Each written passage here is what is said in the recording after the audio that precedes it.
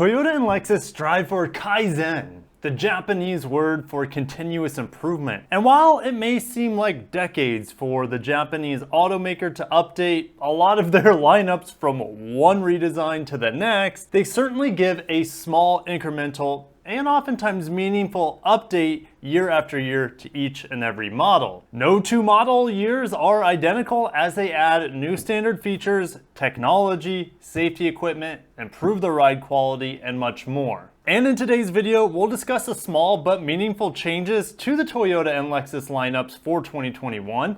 And it's not all cherry blossoms and rainbows.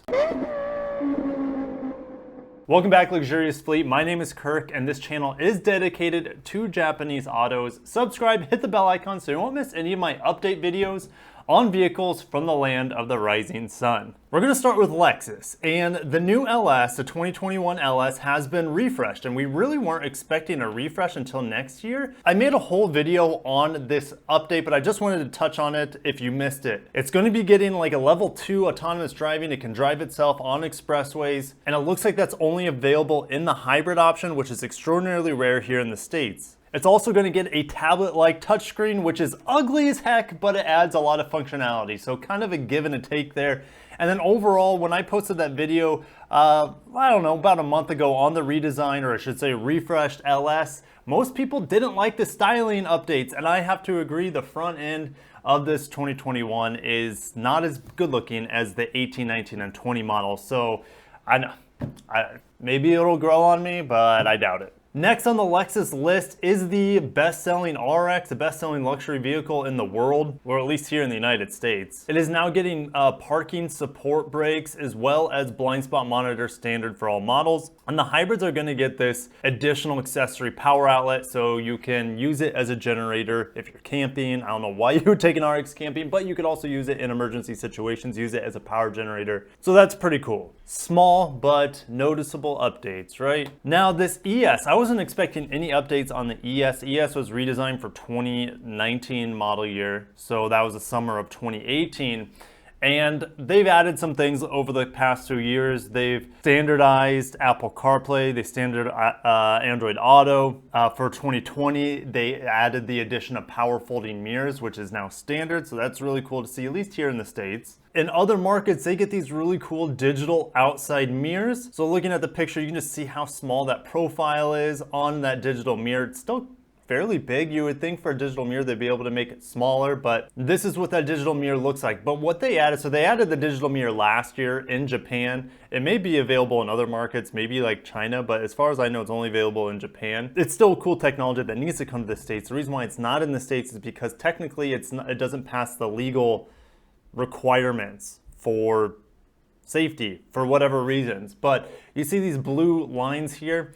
This is a 5-meter marker, a 10-meter marker, and then a 15-meter marker. And once you pass 60 kilometers per hour, it adds an additional marker back here for 20 meters behind. And then this gives you a little bit close up. So this other ES over here is 15 meters behind the vehicle. This is a typical blind spot monitor icon. This green icon here, I'm not quite sure. This might be for when you're passing, and it just lets you know that you're safe to pass. But if you guys know what this icon is, just let me know. But the larger update that gets me excited is it uses finally uses a lithium ion battery for the hybrid instead of the nickel metal hydride battery. And if we look at the Camry and how that battery, the switches in that battery affect fuel economy, we can kind of get an idea of how this is going to affect the fuel economy in the new 2021 ES. So if we look at the base model hybrid Camry, I think it's the LE model, it gets 52 miles per gallon and it uses the lithium ion battery. But for some reason in the Camry here in the States, once you go past that in terms of trim options, let's say the XLE for example, that is going to have a nickel metal hydride and the efficiency drops about 11%. So the current ES here in the States gets about 44 miles per gallon. And if we assume that it's going to get about 11% increase in efficiency because of the upgraded in-battery technology that charges faster, is probably lighter overall, probably discharges faster to help with acceleration, etc. Let's say it's 11%, and that's going to increase the theoretical gas mileage from 44% to about 44 miles per gallon to about 48 miles per gallon. So we'll have to wait to see, and I don't even know if they're gonna update those EPA ratings for the ES with this upgraded battery pack. And keep in mind, all these articles I'm discussing today are on the Japanese models, and 99% of the time they're identical, other than this digital mirror, which isn't legal here. I expect them fully to support that lithium ion battery to the ES models here in the States. If not, expect a rant video for sure. Now, you guys might recognize this little car here. In Japan, it's called the Aqua. Here in the States, it was called the Prius C. It's based off of the old Yaris architecture. It has a small 1.5 liter inline 4 with about 100 horsepower. And it was discontinued in 2019, but it still lives on in Japan. And check out this sick body kit you can put on it. So Toyota and Aqua GR Sport are equipped with 16-inch aluminum wheels as standard equipment. Check that out. Look at this. It looks just like the GR Yaris. That is so cool. You get the side skirts, you get the cool front bumper, bigger wheels. You also get 17-inch optional wheels. These are the 16-inch standard ones. But if you look down here, the 17-inch package, but they don't give us a picture of the 17-inch wheels, which is a little misleading. Now it costs about 2.6 million yen, which is roughly about 25,000 US dollars. If they still sold the Prius C here and this was an available upgrade, would you guys be interested in? Would you be willing to pay almost 24 grand for something that looks like the GR Yaris, which we can't get here in the States? Let me know. I can't wait to see you guys on that in the comments down below. And Camry gets updated. They're gonna give you a 40th anniversary special edition. Now that's for the Japanese market, but oftentimes they bring those special editions here to the States as well. So fingers crossed we get this one too, but they have partially improved it, and we'll touch on that in a second, but I wanna go over the special edition first. That gets a black edition to commemorate the 40th anniversary Celica Camry's birth. You get these cool blacked out wheels, black paint, but the seats on the inside, guys, would you buy this car, this black edition, because it only comes in these red seats to my knowledge. So that is way too much red for my liking, but let me know if you would be okay with that much red just to get that blacked out package. Okay, so the intelligent clearance sonar, or called parking support brake, contributes to mitigating collision damage caused by mistaken accelerator and brake pedals in parking lots or excessive accelerator pedal. It used to be standard on certain grades in Japan and here in the United States, but now it is standard equipment on all models, as well as blind spot monitor that supports the blind spot of the driver and rear cross traffic auto brake. And just backtracking a little bit, guys, I forgot to mention that the ES, which also shares a lot with the Camry, they're both on the TNGA-K platform, the ES will have standard blind spot monitor on all models, as well as that parking support brake. So it's good to see that there's some mass standardization of those awesome safety technologies on all Toyota and Lexus models, or at least it's starting to look that way with the new Venza, the new Sienna, the RX now has it, the ES, the Camry, the Avalon are gonna have it. So expect it just to permeate the entire Toyota and Lexus lineup.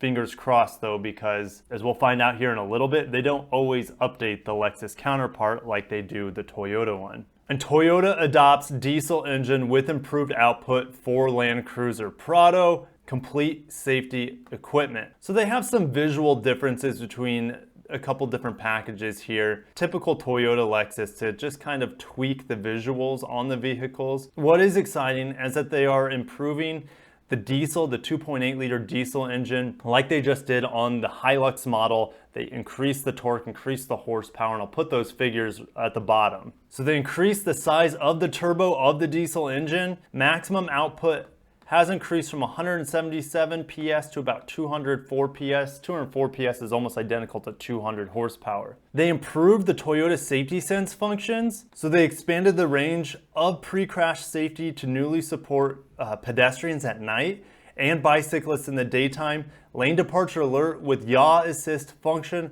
road sign assist, advanced vehicle start notification function, standard on all equipment models. So in short, what does that mean? Well, that's the same as Lexus Safety System Plus 2.0, and then that's the most modern Toyota Safety Sense on this aging, super old architecture on the Prado. The thing is, the Lexus GX is the identical vehicle. No, we don't get those diesels. Mechanically, it's pretty much the same vehicle. It's the same platform. They look nearly identical, but you cannot get these safety features on a Lexus GX, and that should never ever happen. For the 2020 model year on the GX, they finally added Lexus Safety System Plus 1.0, which gives you pre-collision systems. It gives you high-speed radar cruise control, gives you lane departure alert. But this 2.0 gives you lane departure correction. It gives you road sign assist. It gives you bicyclist detection in the daytime and pedestrian detection in low light situations. That won't be seen on the Lexus GX. I don't ever really expect them to port those over, unfortunately. And the top of the line package there, they get paddle shifters, which is pretty cool. Can't get that on the Lexus GX. And then they have this optional 9-inch screen here that enables cooperation with smartphones. And I have looked through other publications of the 2021 Prado, and it looks like they're going to be getting Android Auto and Apple CarPlay, which on the Lexus GX isn't available. So again, Toyota leaving the Lexus counterparts in the dust, and there's just no excuse for it. There's no excuse that a lesser quality model, which, you know, on paper really it isn't, but it's a cheaper car. There's no doubt that the Prado is cheaper than the Lexus GX. The interior quality is not the same. The fit and finish is not the same. The ride quality is going to be similar, but even better on the Lexus as they make it a more quieter experience. But you don't get these basic modern safety features, and you don't get Android Auto and Apple CarPlay. So that's just it. That's something that's always frustrated me about Lexus, is that they, for some reason, they're unable to keep their models congruent, and oftentimes the Toyota ones, as of late, seem to be pulling away from the Lexus in terms of technology, safety features, etc. And there's some updates on other models as well for 2021. I just felt like that those are the biggest updates. The CHR is supposed to be getting some minor updates as well, similar to what we saw here, but the CHR doesn't really sell well here in the States, so I wasn't really gonna dive too much into that one. So what do you think, guys? Do you think these updates are going to permeate the United States lineup? I think they do, otherwise I probably wouldn't have covered it on this video. And it is good to see that Toyota and Lexus are updating their models year after year. Even if it's not a refresh, even if it's not a redesign, they're still including better safety features, better technology over time. It'd just be nice to see the Lexus version of these cars, GX 460, to get the updates that it deserves. And the update for that vehicle in 2020 was like the bare minimum, and it just hurts to see that the Prado, same vehicle, gets more technology, more updates, more attention than the luxury counterpart. Anyways, guys, you know I can rant on that all day. Thank you so much for watching. You guys rock. If you want to support the channel, click the join button. I'll catch you guys in the next video, and until next time, take care of yourselves. Peace out.